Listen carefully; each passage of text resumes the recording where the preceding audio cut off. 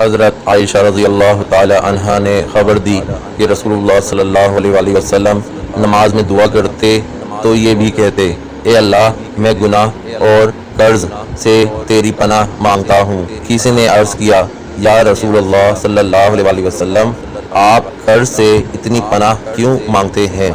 आप सल्लल्लाहु अलैहि वसल्लम ने जवाब दिया कि जब आदमी मकरूज़ होता है तो झूठ बोलता है और वादा करके इसकी खिलाफ वर्जी करता है।